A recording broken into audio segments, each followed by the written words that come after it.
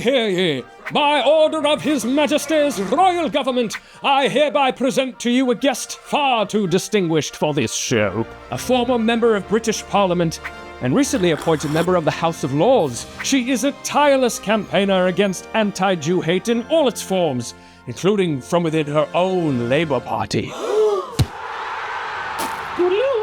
Since her days as a national student leader at university, she's faced serious threats to her physical safety simply for being publicly Jewish. But she has not for one moment shied away from her courageous leadership as one of the UK's most vital and respected Jewish voices. It is my distinct honour to present to you the Baroness Berger of Barn Hill from the borough of Platt. That's right, a baroness. I wore my finest jacket. I'm Jonah Platt, she's Baroness Luciana Berger, and this is a very British episode of Being Jewish. Welcome to Being Jewish, your home for deeply candid conversations on Jewish identity, culture, and current events. I'm your host, Jonah Platt, and today I'm joined from across the pond by the brilliant Baroness Luciana Berger. Baroness, it's wonderful to see you. I hope wherever you are, it's got air conditioning. Thank you so much, Jonah. Yeah, it's pretty warm for London, although we had the heat wave last week. Now, folks, this is actually the second conversation between the Baroness and myself. And no, you didn't miss an episode. We actually recorded a full episode just a few weeks ago that you shall never hear. Though if you're watching this right now, you are seeing a little clip of it over my shoulder. And yes, I am wearing a tuxedo, but I was not going to do that twice. Baroness, you had come straight from making a major announcement about Britain's new under-16 social media ban, for which you've been a major champion.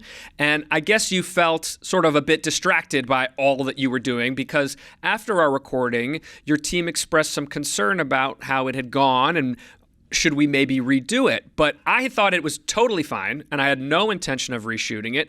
But not 5 days later, even bigger news came out of that island of yours with the resignation of Prime Minister Keir Starmer, who had factored majorly into our conversation and into your political career. So at that point, I figured, okay, great. If you're game to do it, let's do a new one, because that is such a major shift that affects so much of what we had discussed. So I would love to start there. You actually left the Labour Party under the rampant anti-Jew bigotry of Jeremy Corbyn when he was in charge, and only returned recently under the leadership of Starmer. And now he's out. So where were you when you found out that he was going to resign? And how did you feel hearing that news? Let me just rewind to your point about what happened when we last spoke, because behind the scenes, yes, you're absolutely right that we just had the announcement about the introduction of a ban for social media for under 16s. We had a previous conversation on what was an extraordinarily busy day in Westminster because there was a lot of noises and a lot of action and political activity going on. And I think it's fair to say we anticipated something was coming. So that's why I was perhaps a little distracted during our previous call. It was a pretty busy day in Westminster as well. I speak to you again today from the Parliamentary Estate, my office here adjacent to the House of Lords. But yes, in terms of the Prime Minister, we thought something was coming, but it was very quick. We have within our British politics something where when the Prime Minister is going to make an announcement, they put the podium outside number 10 when he's seeking to speak to the country. You know something pretty big's coming when the podium is put outside the black door of number 10 Downing Street. In terms of kind of the announcement that he made, it's off the back of what has been a challenging time, not just because of our domestic politics, but because of geopolitics and what's happening right across the world. And I think probably the thing that prompted his decision was we had local elections here in the UK back in May. And the results were pretty catastrophic for the Labour Party. We lost just close to 1,500 councillors right across the awful corners of the United Kingdom. Or certainly across England. We lost the devolved government in Wales, and we were unsuccessful in Scotland, despite a very heavily fought campaign. We are 2 years into we have a 5-year term, in our politics here in the UK. And I think there was some concern about the trajectory and what would come next and how we would go into the next election where, again, I mentioned our politics have changed. We've got new forces that are very active, that were not so active at the last general election, particularly coming from the right of the Conservative Party. We have the Reform Party that are very, very, very divisive, have policies that I certainly do not agree with and are promoting division and hate in some parts of our country. Another party that's popped up to the right of reform called Restore. Lots of concerns from members of parliament who are going back to their constituencies at the weekends and have been campaigning during the election and really felt palpably on the doorstep, despite a very significant win at the general election in 2024, that we weren't necessarily going in the right direction. Listening to the Prime Minister's statement that he made, but he acknowledged that whilst he's done so much to propel the party, get it elected, he wasn't the right person to lead it into the next general election. And that's why he made the decision to stand aside. And so as we meet today, we have an official selection process that happens like a primary within one of your political parties. There is a deadline coming up in just a couple of weeks' time. So far, we only have one person that has indicated they are putting themselves forward. That's the Right Honourable Andy Burnham, who has very recently been serving as the Metro Mayor of Greater Manchester, which is bigger than the town of Manchester. It's all the boroughs of Greater Manchester. It's an area of 2.3 million people. He's been in that role since 2016, but was formerly an MP, formerly a Secretary of State for both health and for culture, media and sport. And in all likelihood, we are anticipating that there won't be any other candidates and that he will become leader of the Labour Party in just a couple of weeks' time. So before we get into Andy Burnham, which I would love to get into, I want to understand sort of from your personal point of view how this shift is hitting you. Were you surprised? Were you hopeful that this would happen after seeing the sort of disastrous results? Where do you sit with all this? We find ourselves in a very different moment in terms of what this moment requires. The demands from the public, I think, are more impatient. There's more of a sense of urgency, and we're also contending again with factors beyond our control that are impacting on our cost of living here in the UK. It's fair to say, our prices have risen, people really feel it, and we haven't seen our wage growth commensurate to increase in prices. Lots of people really, really struggling to get by, and people demanding to see action, and lots of commitments that were made, lots of action in motion, but people still, I think, struggling to see all of the outputs or outcomes of those commitments. I say that with a heavy heart because I think Keir Starmer has done a really important job to turn the Labour Party around, and he did so in a way that many of us, myself included, didn't expect. All credit to him that he was able to really consistently address the party, to root out anti-Semitism at all levels from the leadership. I want us to make sure that we win the next election because I think the stakes at the next election will be even higher. Oh, say more about that. A potential government under reform. Currently the leader is a man called Nigel Farage. I think would do this country immeasurable damage. Things that we take for granted today and the cohesion that we see in our communities and in our society, I think already is at risk because of the division that they seek to sow and which they feed off. It is extraordinarily negative, divisive, toxic. It's a drip, drip, drip of really ugly, nasty stuff. But I went to campaign for Andy Burnham in Makerfield, where he's just been returned as a member of parliament, where he was just elected in a by-election. And people saying things on the doorstep that they'd seen on social media, which were categorically not true. Yet they'd been fed this stuff and they believed it. So we've got a whole big job to do around misinformation and disinformation.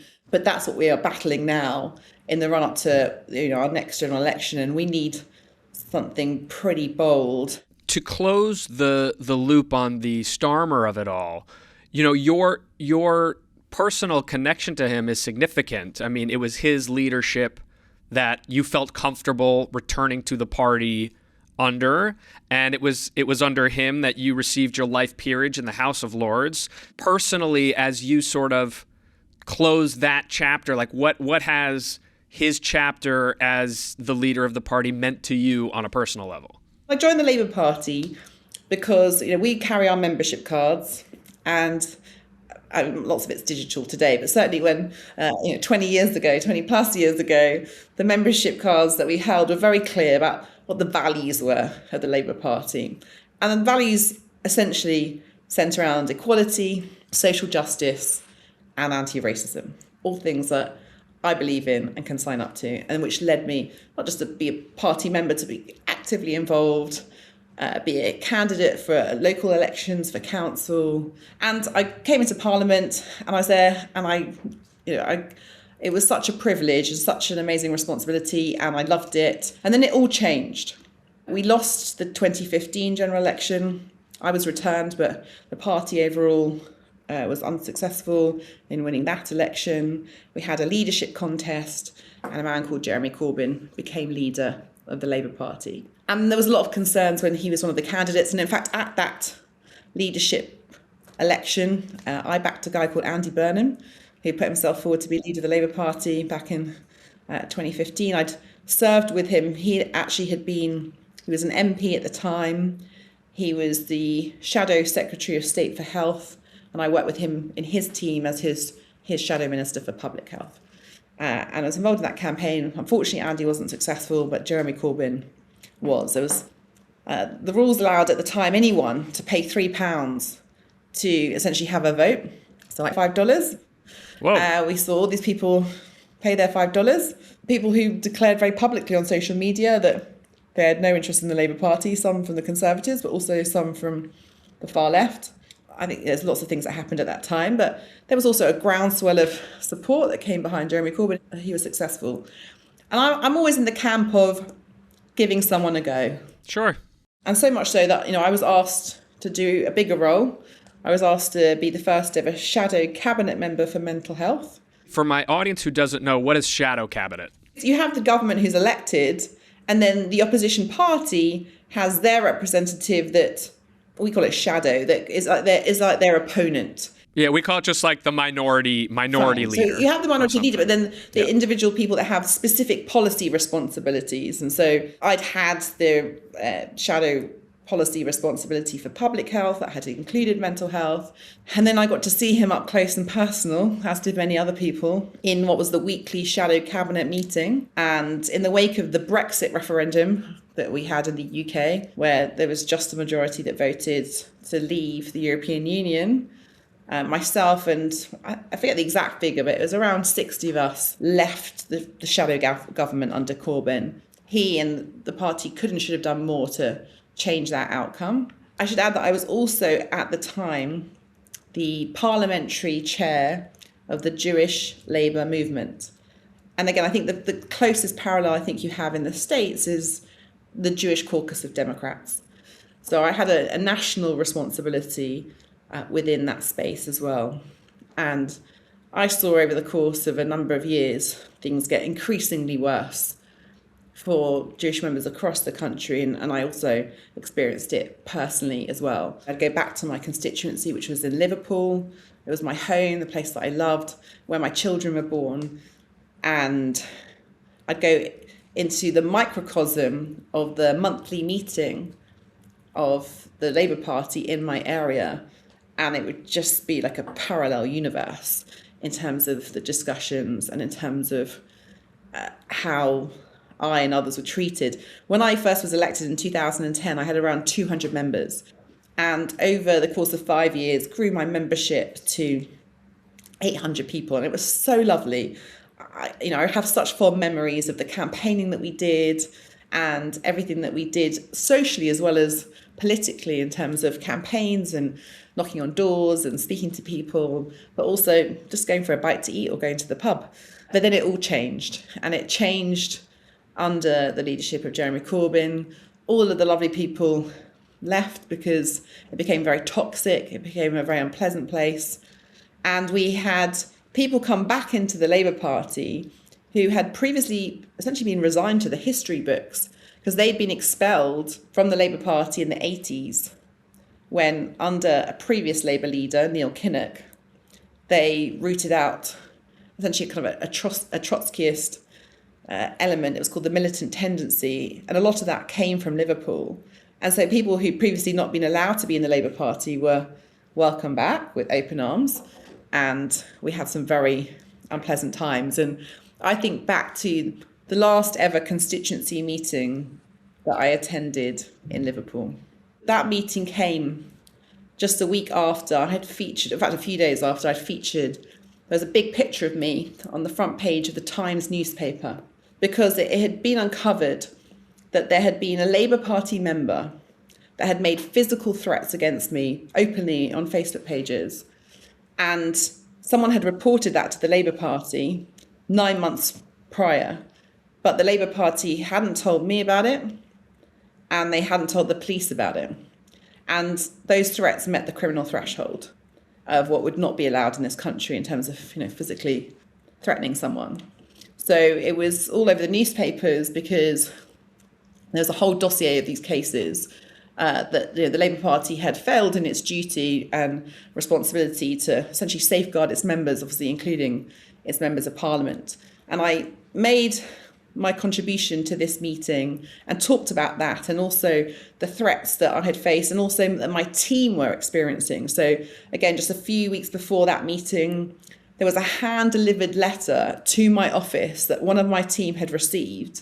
I didn't realise what it was, opened it a few hours later, and it was a whole load of detail about how they were going to come and attack the office, they were going to throw acid on me, how they were going to attack me, rape me. It was pretty horrific. And is this all around you as a Jewish person or your politics? Some of it's conflated. Person. Often the two went hand in hand. So, I mean, by the end of my time in Parliament, when I finished in 2019, I had seen 6 people go through the court system in the UK and convicted of the threats that they directed towards me and the anti-Semitism.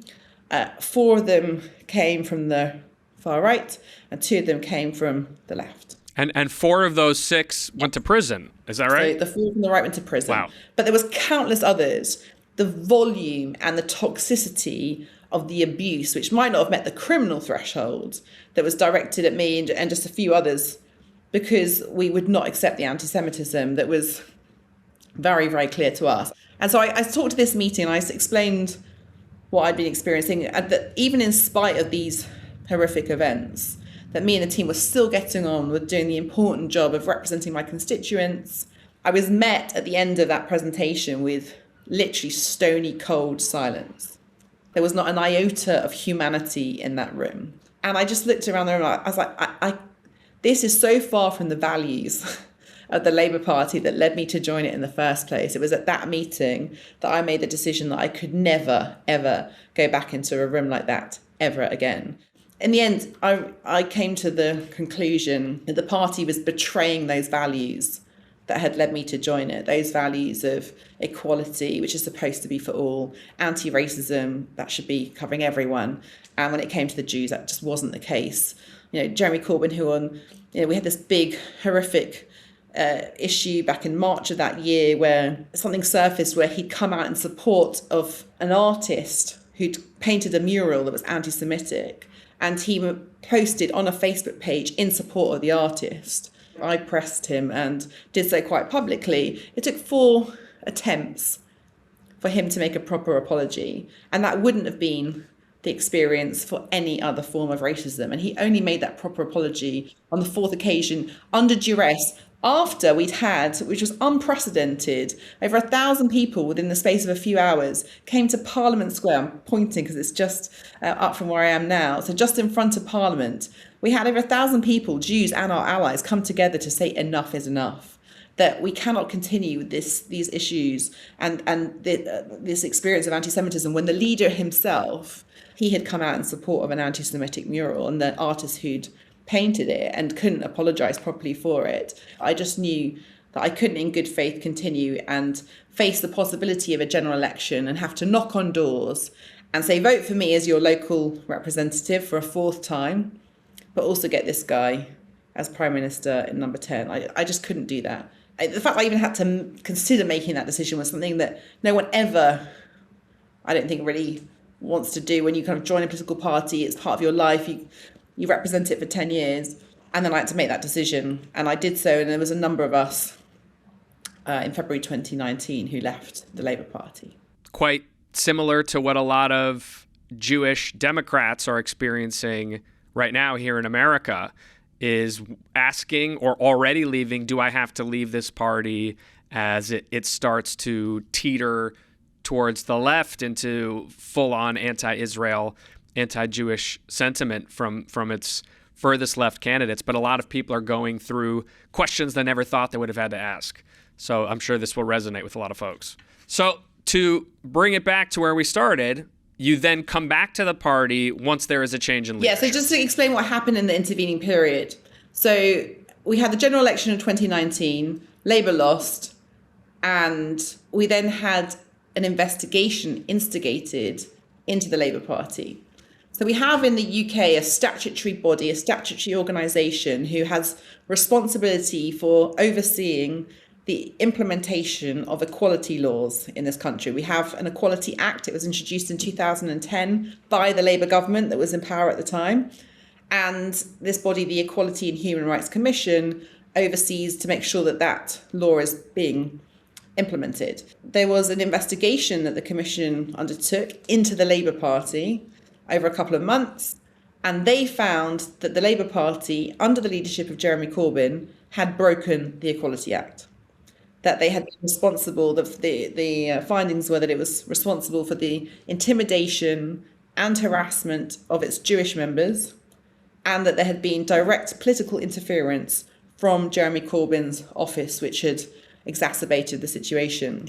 And as a result, the law means that for those organisations, I mean, it's quite extraordinary for any political party, let alone one of the two big political parties, to be found guilty of breaking the Equality Act, let alone the political party that itself introduced the Equality Act in 2010. Right. And then the process is that the Labour Party was put into what's called special measures. Essentially, they are overseen by the Equality and Human Rights Commission, and they have to fulfil an action plan.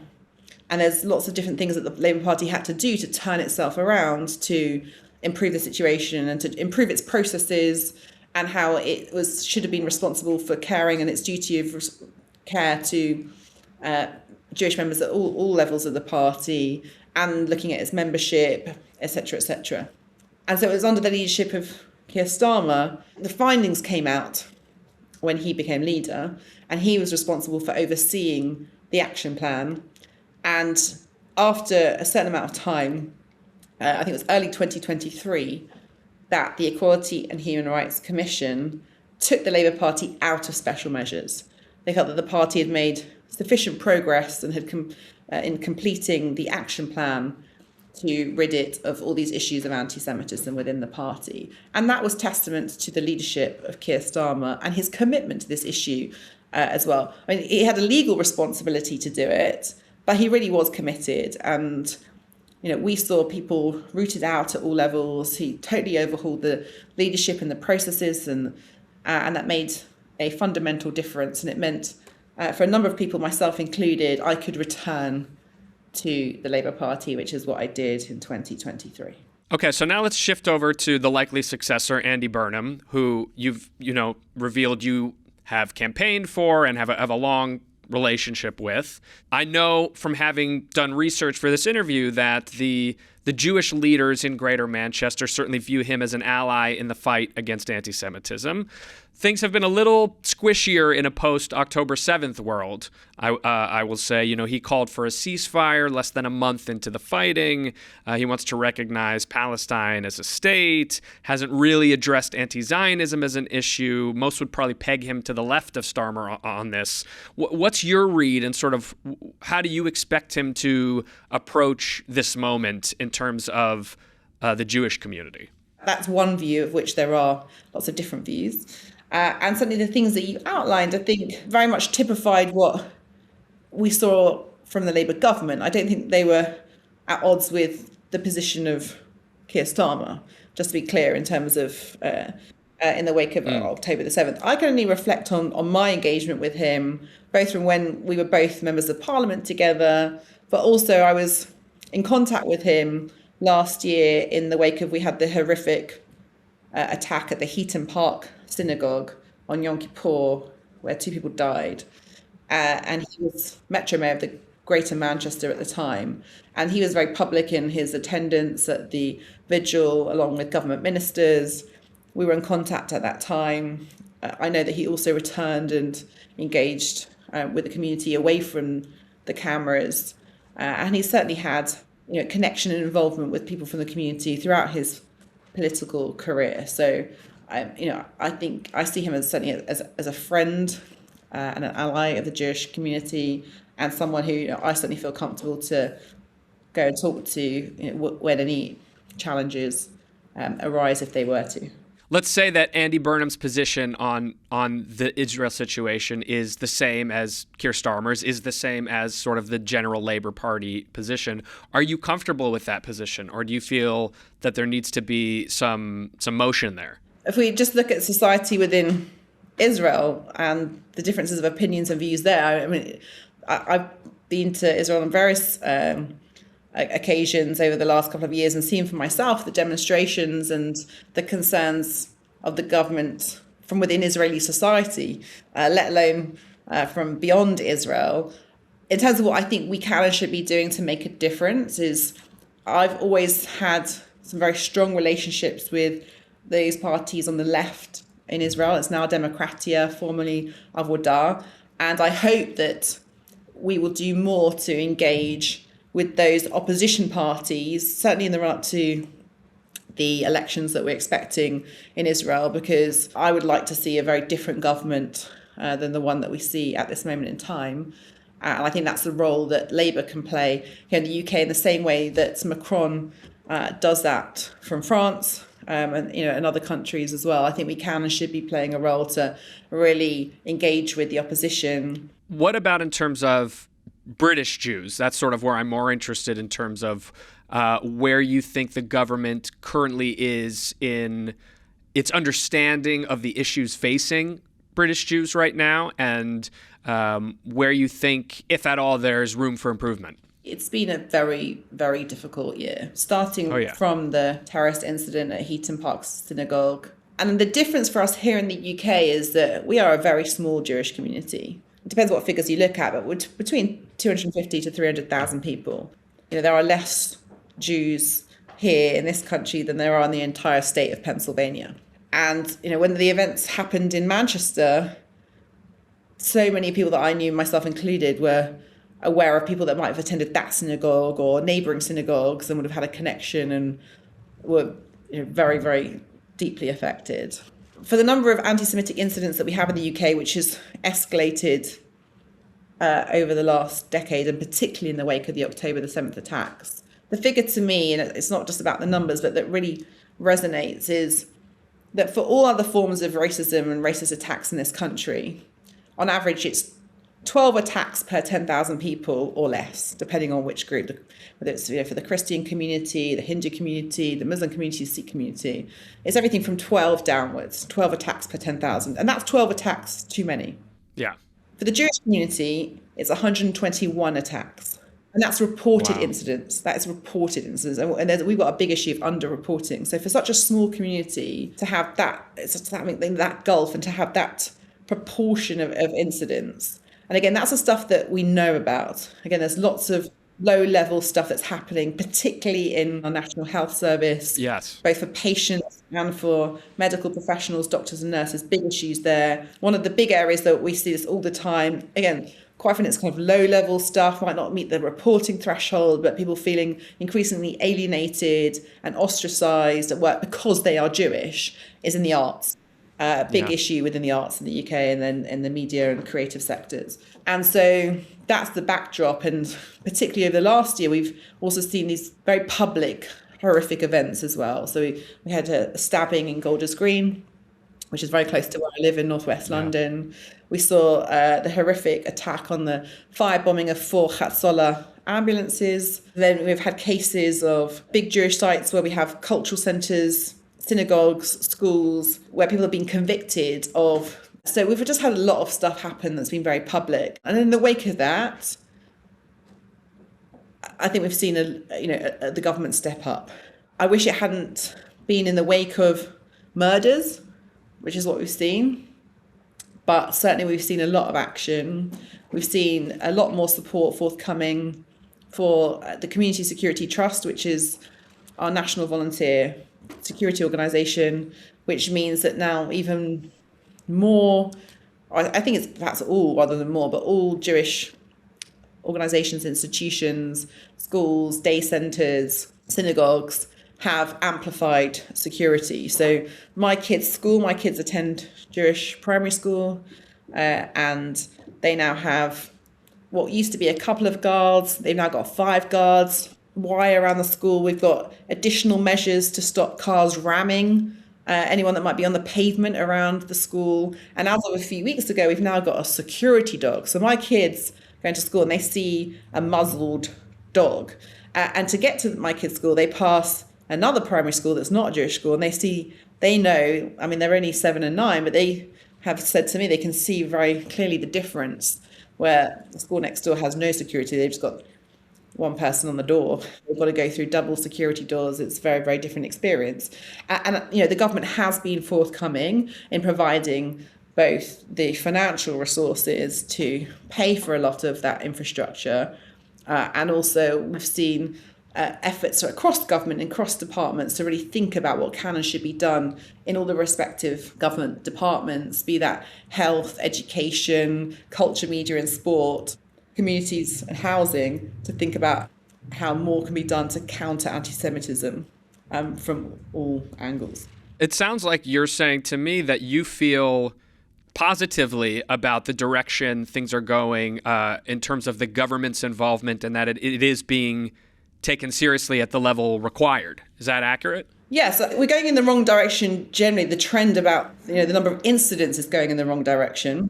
And yes, we've got a lot to do. If we look at the polling of people of all ages, but particularly young people, we've got a real job to do. We've got a real job on our hands to educate about anti-Semitism, because it evolves and it mutates and it manifests itself in lots of different ways and has done for thousands of years. And I think there's very little understanding of what modern day anti-Jewish hatred looks like. So externally, we've got a problem on our hands. And in the worst case examples, we're seeing British Jews murdered on the streets of our country. But we have seen the government respond to that and step up in terms of the attention it's giving and the resources it's extending as well. Frame for us like the temperature as a British Jew right now. How much are you feeling, or are your constituents feeling, as they're walking down the street, hostility or a danger? And how much are they feeling, a safety of, well, I know at least the institutions, the police, the government have my back? Like, where are people feeling as they walk down the street today? The borough in which I live in has the highest proportion of Jewish people compared to any other constituency in the UK. So I have that experience, and I've lived in different parts of that area, and that's where my children go to school. And, there has been a lot of events. There have been, too many incidents, and particularly over the course of a short space of time. So, and again, because if anyone hasn't experienced it themselves, again, I come back to that figure of 121 incidents per 10,000, everyone will know someone. If it hasn't been them, if it's not one of them or their children or their parents, it's someone else that they know really well, whose kid on the way to school got attacked on a bus or a tube, or who's been told can't wear the school uniform with the Magen David on it because there's worried about the repercussions for those children, who have faced some discrimination or ostracization in the workplace, all of these different things. So that is kind of the reality. And it's very visible as well in terms of the additional security measures. Let me ask it this way. Let's say I'm Jonah, and I'm like, hey, I'm gonna move to England. I hear it's great there. Do you recommend I come as a Jew and I'm gonna have a great experience? Or it's like, hey, check back in a couple years and you might feel a little bit better about it?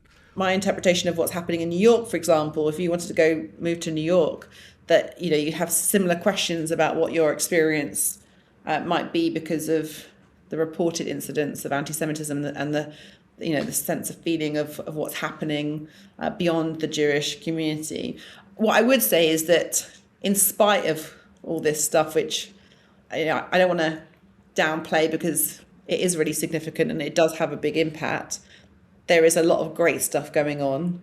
I am on the advisory board of the Union of Jewish Students, which is the body that represents all Jewish students on campuses, in higher education, in schools across the UK.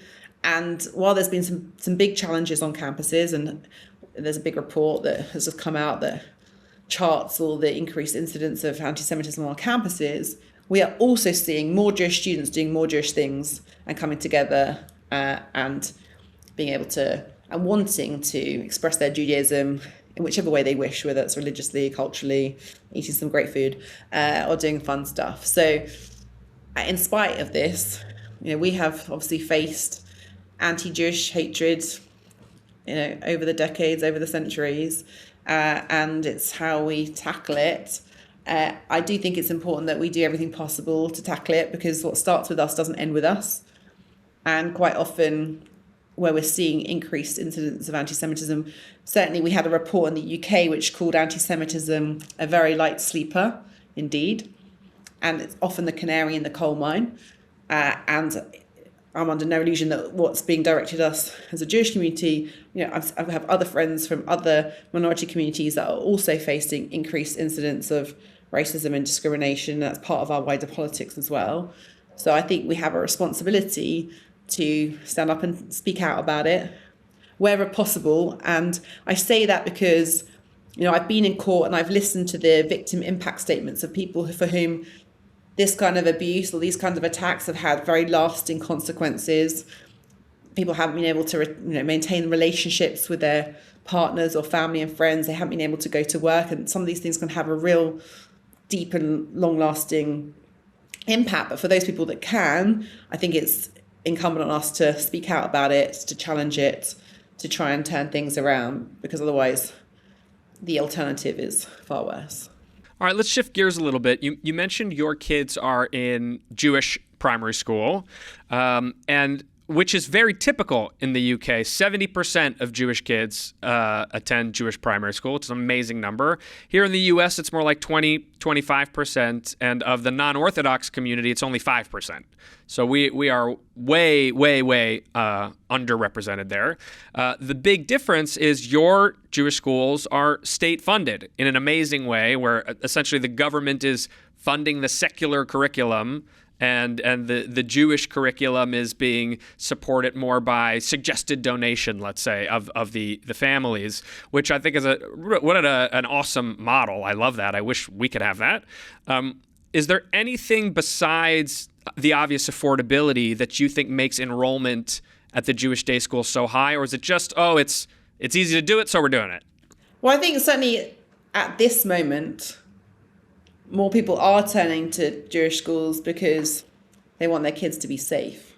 Because regrettably, I have a friend who's had to take her child out of a non-Jewish primary school and put them into a Jewish primary school because of the abuse that she faced as a parent, because she'd previously made Aliyah and had lived in Israel and returned. So her daughter's best friend, the parents, took against her and then made it very difficult for her child. And so that's just one example of which there are a number of people that unfortunately had those experiences. So it's often seen also in addition as a safer space for Jewish students of all ages to be able to express their Judaism in whichever way they want, and to do so freely and not have to conceal it. In fact, yesterday, just speaking to another parent who they had an international day, and the daughters wanted to go to school wearing the Israeli flag. And the parents basically took the decision that they didn't think it would be safe for their kids to be able to do that and to go to their non-Jewish, mainstream, non-religious primary school and to do that. And so they chose not to. Could you try to categorize I know it's broad, but it's not huge, but to categorize the British Jewish community? It is, as you said, 250, 300,000. It's small compared to us, but it is the fifth largest in the world. Is there a distinct character or vibe to the British Jewish community that feels distinct from other communities around the world? Well, I've had exposure to lots of other Jewish communities because my brother lives in the States. So my brother's in Nashville and his wife's from Louisville, and he's previously lived in New York, and I've got family in the West Coast in California. And I also spent a year with the Jewish community. I lived in Madrid as part of studying abroad, and so I experienced the community there. And what can I say about the British Jewish community? It's so vibrant. It's so eclectic. I grew up experiencing everything from my very religious community family from the northeast of England that lived in a yeshiva in Gateshead, through to other family that was essentially Jewish atheist. And we have all and everything in between. And there's an acceptance of that as well. And we just have so much that goes on. We've just had a Jewish cultural festival. We have some fantastic organizations, including one called JW3, which is the heartbeat of Jewish culture and film, and does so many activities and brings people together. Our youth movements, again, if I kind of reflect on my own experience, so we've got very well attended Jewish youth movements, starting from primary school level right through to 16, and the leadership opportunities that provides to the older children to look after the younger children. And again, if I think about my own experience, what got me into politics, it was attending a summer camp at my synagogue, which was the whole theme of which was around Tikkun Olam, and how do we repair the world, and how do we do that from our community right through to our country, right through to globally, and how do we protect the planet? And we are recognised as being part of this country's very important population in terms of our contribution, in terms of what we do nationally and how we contribute. And quite often it's the experience of Jewish organisations that others come to learn from, be that what we do around social care and supporting the elderly, what we do for people with disabilities, and again, the support that we extend to young people and youth provision as well. So I think it's great.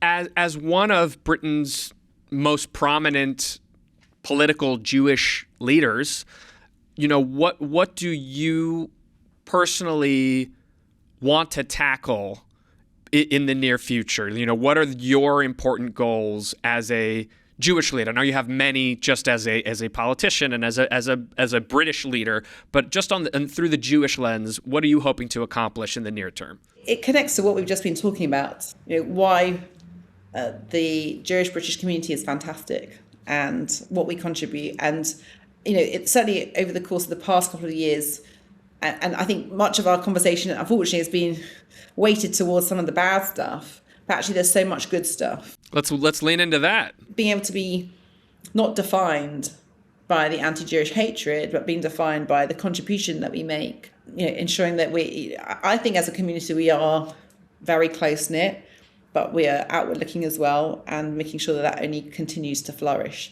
For me, I think that's what I'd really like to. I've spoken about it within the Chamber of the House of Lords, trying to lean into the positives as well as obviously countering the negatives. But that's what I'd like to be doing more of. And now, Baroness, as I like to do, we're going to end with a little game. For our first recording, I created a brand new, very British, very Jewish game just for the Baroness called An Understatement of Biblical Proportions. I thought it was quite clever, and I don't want it to go to waste, so I am saving it exclusively for my Kehillah, my stupendous subscriber-only community. If you'd like to enjoy the game with us, please do a mitzvah, give the show your support, and join this fantastic group of humans at beingjewishpodcast.com/join. You'll get exclusive content every week, limited merch drops, preferred ticketing to my live events, a monthly live virtual Q&A with yours truly and the whole community, and a whole lot more. But I'm not going to leave the rest of you totally gameless, so let's have ourselves a little lightning round. By personal request, favorite Jewish holiday? Hanukkah. Can I tell you why? Presents? No, not because of the presents. Because who doesn't like fried food? And it's a festival of light and miracles, and we certainly need more light and miracles. So, no doubt. Most underrated Jewish holiday? Shavuot. I would have answered that too. I mean, that's what I was thinking. Not just because of the cheesecake, but because of the learning and because of the opportunity to kind of stay up all night and Totally. It's a great one. What's the most overrated Jewish holiday? Purim. Okay, why? Everyone gets very excited about Purim. Obviously, my kids love to dress up, but I find the noise is a bit much. In terms of younger members of the community are excited by it. It's probably my least favourite because of all the booing and the rattles and the... You're not that old, Baroness. And I don't like, of all the food, I'm not keen on the Hummentaschen, so... It's not our number one pastry. I'll agree with you on that. Do you have a favorite Yiddish word that you like to say? Well, as a proud Jewish mother, there's nothing that I like to do more than cavil over my children and their achievements, so... I get it. Is there a distinctly British Jewish custom that you don't find anywhere else? I think in terms of like our chicken soup, very heavy canedels, lots of lokshin. Wait, sorry, what? Lots of what? Lokshin. What's a lokshin? The noodles. I've never heard that word before. Maybe that's the British Jewish code, the lokshin, like the noodles, yeah. What kind of a noodle is a lokshin? It's like a very thin spaghetti, but small. I've never heard it called that. Love it. Great. Who's your favorite British monarch? I had the privilege of meeting the Queen before she died, so Queen Elizabeth, so, yeah. Not William, Harry, Steve, Harry, Dick, John, Harry 3? None of those guys? No. Who was the worst British monarch? No, I'm not gonna trash the monarchy. I love the monarchy. I have the privilege of working with one of the monarchy who is a patron of the charity that I chair. I chair the Maternal Mental Health Alliance, and I see the dedication and diligence that the Princess of Wales certainly gives to that cause. And gives a lot of her time and energy and effort and commitment to. So, shout out to the Princess of Wales is something I've never said on this show before. What's one of your favorite Jewish rituals? It's a ritual of Friday night. The ritual of having a Friday night dinner and having that time with my kids, often after the end of a busy week, just having that opportunity to sit down, have a meal together. I mean, we try and do it in the week, and we'll do it over the course of the weekend, but having that separation, having the custom of lighting the candles, having the wine, having a challah, and all the tradition that goes with that. We love Shabbat. Shabbat's number one. Where's your seat in shul? Front, middle, back, right, left, center? I tend to sit back left. Back left. Okay, interesting. Usually we're either front left for Saturdays or we're back right for high holidays. It's an area that I gravitate towards, but if I spot someone that wants to have a little catch up, then... Yeah. Little chat, yeah, totally. What is your Hebrew name and why? My Hebrew name is Leah, knowing that was the ugly wife. Thanks, Mom and Dad. I'm not sure why my parents chose it. What's one Jewish custom you wish all of England would adopt? The festival Hanukkah, because it spreads it out. Christmas, there's just so much focus on one day and so much pressure on them to do everything on one day, whereas at least for the 8 days of Hanukkah, we get to space it out. I will say, in my experience, my wife converted, so her family is Catholic, and we basically, we start watching The Grinch in like early November, and by the time Christmas rolls around, I've watched it 700 times. So we have a pretty long Christmas season, but I totally get what you're saying. And now we're gonna end it as we always do with the final question: challah, rip or slice? So I'm Ashkenazi, so we slice the bread, but I love going to experience a Sephardic Friday night where they are more freely tear it and throw it around, and it's not just kind of the slow. You have the choice, Baroness. You could do some ripping in your own home if you ever felt the urge. No, I like it neat. I like it neat in the pieces, and also because if you rip it, then when it comes to having bread with the soup, then there's nothing left, or it's that you can't give someone a proper slice with the main course, whether it's the soup or whether when we have the dips and the egg and the chopped liver and the schmaltz and stuff. If you kind of attack the challah, then you could have the bread to eat with the snacks. So I'm a slicer too, but I will say I find that a ripped slice is a better soaker-upper for soup than a cleanly cut slice. You get more surface area maybe with the rip. I accept that charge. Baroness Berger, thank you so much for your time twice. It's been such a pleasure, and I wish you all the best of luck with everything you're working on. Thank you so much. Thank you so much. Great to join you. Thank you again so much to Baroness Luciana Berger of Barnwell of the London Borough of Brent. I think I nailed that. And thank you so much, all of you out there watching and listening. There are a lot of ways you could spend your time and your energy, and I am truly grateful that you've chosen to spend a little of it on me. If you haven't already yet, please subscribe to the show. Your presence and commitment helps us in so many ways to continue bringing these incredible conversations. All right, that's it for me. I'll see y'all right back here for the next jolly good episode of Being Jewish with me, Jonah Platt.